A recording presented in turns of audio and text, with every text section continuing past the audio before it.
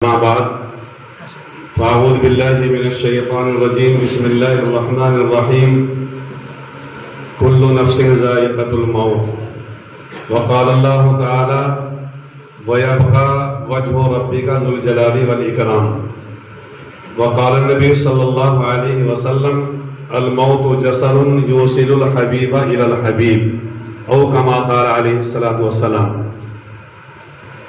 یادداری کے وقت زادن تو یادداری کے وقت زادن تو ہما خندہ شوند تو کریا آچنا زی کے وقت مردن تو ہما گریا شوند تو خندہ.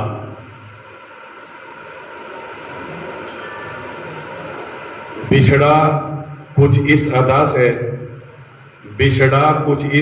سے کہ رت ہی بدل گئی ایک شخص سارے شہر کو ویران کر گیا. حضرات علماء کرام اور قصبہ منگلور جو ایک تاریخی بستی ہے، یہاں مسجد کے ائمہ کرام اور مدارس کے ذمہ دار حضرات، ہم سبھی کو معلوم ہے ہم یہاں پر کیوں جمع ہوئے ہیں. آپ سبھی حضرات جانتے ہیں کہ موت کا معاملہ ایک ایسا ہے، جیسا کہ میں نے قرآن کریم کی اور مجھ سے پہلے بھی علماء کرام نے قرآن شریف کی اسی آیت کا سہارا لیا ہے، کل نفس ذائقۃ الموت. یہ ایک ایسا قاعدہ کلیہ ہے کہ اس سے کوئی مستثنا نہیں ہے. مستثنا اگر کوئی ہے تو وہ صرف اور صرف اللہ کی ذات ہے. وَيَبْقَى وَجْهُ رَبِّكَ ذُو الْجَلَالِ وَالْإِكْرَامِ، بس یہ ہے مستثنا. باقی اس قاعدہ کلیہ سے کوئی مستثنا نہیں ہے. آپ سبھی حضرات جانتے ہیں کہ دنیا کے اندر ایک بہت بڑا طبقہ ایسا ہے دہریوں کا، جو اللہ کو نہیں مانتے، اللہ کے اوپر ان کا یقین نہیں ہے، لیکن موت کو وہ بھی مانتے ہیں.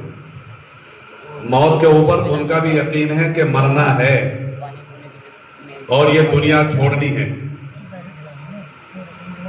تو اسی قاعدے کے تعلق سے سب کو جانا ہے، مرنا ہے، کوئی پہلے چلا گیا، کوئی بعد میں جائے گا.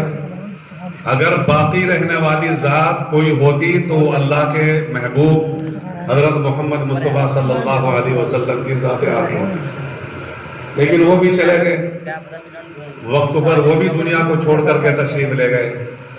جو فرشتہ ہماری اور آپ کی روح قبض کر رہا ہے، ایک دن اسے بھی مرنا ہے. فرشتے بڑے بڑے، انہیں بھی مرنا ہے. جو فرشتہ ملک الموت فرشتہ جو ہے وہ دنیا کے خاتمے کا ذریعہ بنے گا، حضرت اسرافیل علیہ السلام. آپ سبھی حضرات جانتے ہیں کہ اپنے منہ پر وہ سور لگائے ہوئے کھڑے ہیں، اور موت آئے گی جب اللہ کو منظور ہوگا. ایک دن وہ آئے گا کہ انہیں بھی مرنا ہے. تو کوئی بچنے والی ذات نہیں ہے. تو بھائیو بزرگوں، مرنا اور جینے کا مسئلہ تو سب کے ساتھ جڑا ہوا ہے، لیکن حقیقت بات یہ ہے کہ یہ موت اور زندگی کا جو معاملہ ہے یہ ہر آدمی کا جدا جدا ہے. ہر ایک آدمی کی ایک جیسی نہ موت ہوتی ہے، نہ ایک جیسا اس کی پیدائش ہوتی ہے. آپ نے دیکھا ہوگا بہت سارے بچے جب پیدا ہوتے ہیں تو وہ بڑے خاندان کے بچے ہوتے ہیں، ان کے پیدائش پر اتنی خوشیاں منائی جاتی ہیں کہ شہر خوشی کا اظہار کر رہے ہیں. اگر کوئی مثال کے طور پر بادشاہ کے یہاں بیٹا کوئی پیدا ہو گیا تو اب ظاہر بات ہے اس کی پیدائش پر، بادشاہ کے یہاں بچے کی پیدائش پر جو خوشی کا اظہار ہوگا وہ پورا ملک کرے گا. اور بہت سارے بیچارے ایسے غریب ہوتے ہیں کہ ان کے یہاں پیدائش ہو رہی ہے اور جناب ان کے بچے کی جو امی ہے اسے نہ گھی نصیب ہو رہا نہ بادام نصیب ہو رہے. وہ اتنے غریب گھرانے کے بچے ہوتے ہیں. تو جس طرح سے ہر آدمی کی پیدائش جدا جدا ہوتی ہے، کہ جناب کوئی بچہ پیدا ہو رہا ہے، اس کی پیدائش کی خوشی پورے ملک میں منائی جا رہی ہے، اور بعض بچے ایسا پیدا ہو رہے ہیں کہ پڑوس والوں کو بھی پتہ نہیں ہوتا کہ اس کے یہاں کوئی بچہ پیدا ہوا ہے۔ بعین ہی یہی معاملہ انسان کی موت کا ہے۔ بعض انسان مرتے ہیں اور ان کا مرنا بیچاروں کا بعد کا ایسا دردناک ہوتا ہے، انہیں کفن تک بھی نصیب نہیں ہوتا۔ حادثاتی موت ہو گئی، مر گیا، ایکسیڈنٹ ہو گیا۔ ہم جوالہ پور میں رہتے ہیں، پتہ نہیں کتنے لاوارث لاش ہم نے اپنے ہاتھوں سے دفن کی ہے، پتہ ہی نہیں چلا۔ بہت سے ایسے کہ جناب مرنے کے بعد پتہ چل رہا ہے کہ بھائی یہ تو آدمی فلاں جگہ کا تھا۔ ایک صاحب کا انتقال ہوا ایک مرتبہ، اور جناب اسے پھونک دیا، کنکھل میں لے جا کر کے پھونک دیا۔ اب کئی دن کے بعد پتہ چل رہا ہے کہ یہ تو بچہ جوالہ پور کا ہی تھا، مسلمان کا بچہ تھا، اور اس کا نام تو انعام تھا، محلہ حجامان کا رہنے والا ایک لڑکا تھا۔ تو بعد ایسے انسان ہوتے ہیں کہ انسان مر گیا اور جناب اس کا مرنا بھی ایسا بے نام و نشان ہوتا ہے کہ کسی کو پتہ نہیں چلتا۔ لیکن میرے محترم بزرگ بھائیوں، بعض موت بڑی ایسی ہوتی ہے کہ اس کا مرنا وہ صرف ان کے گھر والوں کے لیے مرنا نہیں ہوتا، اس شہر کے لوگوں کے لیے مرنا نہیں ہوتا، بلکہ اس کی موت جو ہوتی ہے وہ پورے علاقے کے لیے، پورے صوبے کے لیے، پورے ملک کے لیے وہ موت بنتی ہے۔ اب آپ سے بھی حضرات جانتے ہیں لاک ڈاؤن کے زمانے میں ہمارے کتنے علماء اللہ کو پیارے ہوئے، دارالعلوم دیوبند کے کتنے بڑے بڑے استاد گئے ہیں بھائی، ایک سے بڑھ کر کے ایک۔ حضرت مولانا مفتی سعید صاحب پالن پوری کا انتقال ہوا، ایمانداری کے ساتھ بتلاؤ دنیا میں ان کا کوئی بدل ہے؟ کوئی بدل نہیں ہے۔ ہندوستان کے بڑے، ایشیا کے، بلکہ ایشیا کے بہت بڑے عالم، جو محققانہ، جن کی محققانہ نظر تھی، اپنے وقت کے محقق تھے، انتقال کر گئے، اور کورونا میں حضرت کا انتقال ہوا، اور چند لوگوں نے لے جا کر کے انہیں قبرستان میں دفن کیا۔ تقریباً دارالعلوم دیوبند کے 10 استاد اس کورونا کے دور میں اللہ کو پیارے ہوئے۔ ایک روز اخبار میں پڑھا، یہ جو علی گڑھ یونیورسٹی ہیں، تقریباً 2 درجن سے زیادہ پروفیسر اس لاک ڈاؤن میں اللہ کو پیارے ہوئے ہیں۔ ہندوستان کے اندر کتنے بڑے بڑے علماء، صلحاء اور جناب حدیثوں کے استاد، اور جناب والا سیاسی، سماجی، مذہبی اللہ کو پیارے ہوئے ہیں۔ انہی میں ہمارے حضرت قاری صاحب بھی تھے، اللہ کو پیارے ہو گئے۔ حقیقت بات یہ ہے، قاری صاحب بہت اچھے انسان تھے، ہمارے سے ان کا بڑا قریبی تعلق تھا، اور ہماری جماعت کے ایک بہت قیمتی آدمی تھے حضرت قاری صاحب، جنہیں اللہ نے اچھی سیرت دی تھی، اور صورت بھی اللہ نے اسی کے اعتبار سے دی تھی۔ ہاں، خوبصورت بھی تھے، دل کے بھی خوبصورت تھے، اور شکل کے بھی خوبصورت تھے۔ اللہ نے جنہیں زبان کے اوپر قدرت، جیسا کہ ابھی حضرت مولانا ارشد صاحب وغیرہ اور سبھی علماء نے کہا کہ بولنے کا بڑا سلیقہ۔